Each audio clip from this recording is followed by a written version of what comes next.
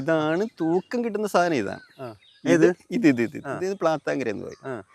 ഇത് വേറൊരു 2 സൈസാണ്. ഇതാണ് ഷോ. സത്യത്തിൽ ഇതാണ് ആൾക്കാർക്ക് ഇഷ്ടപ്പെടുന്ന. ഇതാണ് ഇതിന്റെ കളറേ.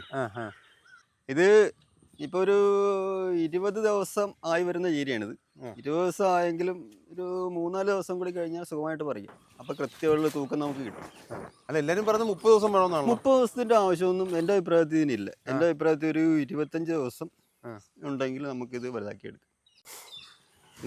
താന്നു പോകട്ടെ. ഇത് താന്നൊക്കെ പോകുന്നു. ഇത് കർഷകന്റെ കഷ്ടപ്പാട് നിങ്ങളോട് മനസ്സിലാക്കുന്നത്. ഇതൊക്കെ നമ്മള് ചെളിയിലും ചേറിലും എല്ലാത്തിലും നടന്നെങ്കിലാണ് എന്ത് കഷ്ടപ്പെട്ടാണെങ്കിൽ അങ്ങനെയൊക്കെ ഇത്ര കഷ്ടപ്പെട്ടുകൊണ്ടാണ് ഇങ്ങനെയൊക്കെ നിൽക്കുന്നത്.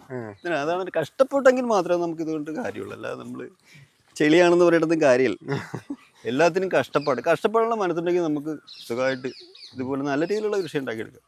ഇത്രയൊന്നുമല്ല, ഇതിലേക്ക് കൂടുതലാവും. 1 മാസം കഴിയുമ്പോൾ ഈ പാടം മൊത്തം ചീരാൻ വേണ്ടിയാവും. ഇപ്പോൾ ഒരു സ്വല്പം കൂടി ആകാനുണ്ട്. പിന്നെ കഴിഞ്ഞ ദിവസം ഒരു മഴ പെയ്തായിരുന്നു. ആ മഴ പെയ്തതിൻ്റെ ഒരു പുള്ളി വരുന്നുണ്ട്. മഴ പെയ്ത് കഴിയുമ്പോഴാണ് ഇത് മെയിനായിട്ട് വരുന്നത്. ഈ പുള്ളിരോഗം വരുന്നത്. ശക്തമായിട്ടുള്ള മഴയാണെങ്കിൽ അത്രയും കുഴപ്പമില്ല. ഈ പൊടിമഴ പെയ്യുമ്പോഴാണ് ഇത് കൂടുതൽ ഇങ്ങനെ ഈ പുള്ളിരോഗം കാണിക്കുന്നത്. അതിനിപ്പോൾ എന്നാ ചെയ്യും ചേട്ടാ? ഞാൻ പ്രത്യേകിച്ച് അങ്ങനെ ഒന്നും ചെയ്യാറൊന്നുമില്ല സത്യത്തിൽ. പിന്നെയൊക്കെ ചെയ്താലും വലിയ മാറ്റങ്ങളൊന്നും ഇത് പ്രതീക്ഷിക്കണ്ട. ഈ പൊടിമഴയാണ് ഇത് മെയിനായിട്ടുള്ള പ്രശ്നം. വെയിലായിട്ട് വെച്ചാൽ മഴ പെയ്യുമ്പോഴാണ് ഇത് കൂടുതൽ വരും. അല്ലാത്തപ്പോൾ അത്രയും പ്രശ്നമില്ല. പക്ഷെ നല്ല മഴയാണെങ്കിൽ കുഴപ്പമില്ല, നമുക്ക് നല്ലതാണ്. ശരിക്കും വളരും, പെട്ടെന്ന് വളർന്ന് കിട്ടും. അതിനുള്ള കാര്യം എന്ന് വെച്ചാൽ നമ്മൾ 2 നേരം കൃത്യമായിട്ടുള്ള നന. പിന്നെ ഈ പാടത്തിൻ്റെ പ്രത്യേകത, ഈ പാടം എന്ന് വെച്ചാൽ ഞാൻ ഈ പച്ചക്കറി കൃഷി കഴിയുമ്പോൾ കൃത്യമായിട്ട് നെൽകൃഷിക്ക് നമ്മൾ അങ്ങനെ ഈ രാസവളം മറ്റു കാര്യങ്ങളും ചെയ്യാറില്ല. കൂടുതലും ചാണകം ഇവിടെ പറ്റൊരു പശുവിൻ്റെ ഫാമുണ്ട്.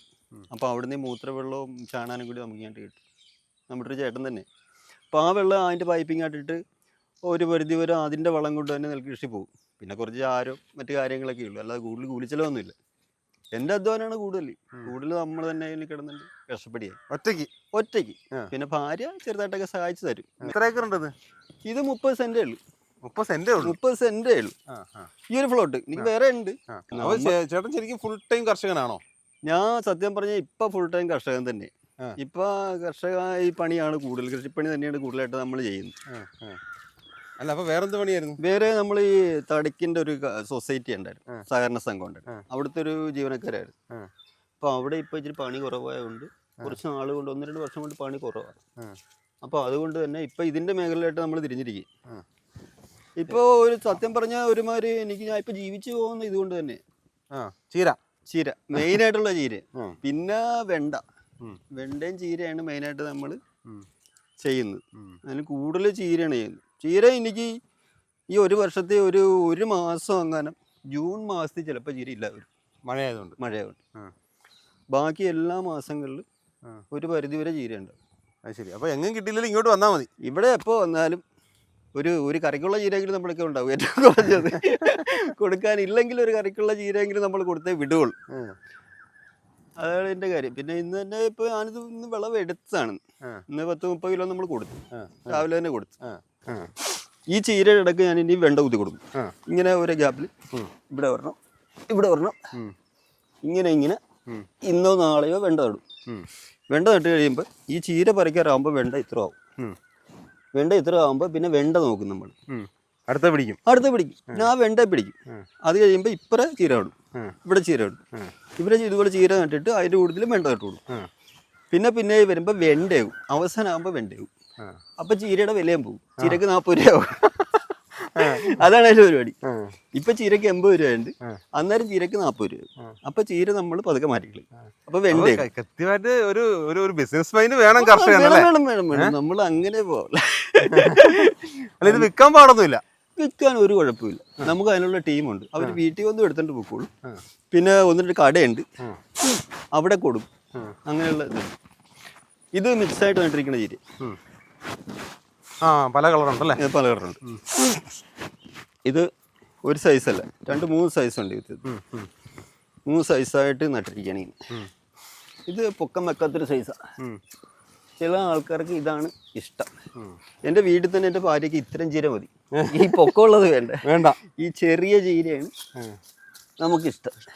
കറി നല്ല കളറുമാണ്. ഈ രോഗങ്ങൾ ഒരുപാട് വരാറുണ്ടോ രോഗങ്ങൾ ഇപ്പോൾ അത്ര വലിയ രോഗങ്ങളൊന്നും വരാറില്ല. ഇല്ല.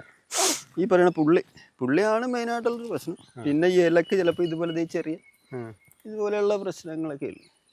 എന്നാലും മരുന്നും കാര്യങ്ങളും ഞാൻ ഒന്നും ഉപയോഗിക്കാറില്ല, ഒരു സാധനം ഉപയോഗിക്കാറില്ല. ഇല്ല, കിട്ടുന്ന മതി.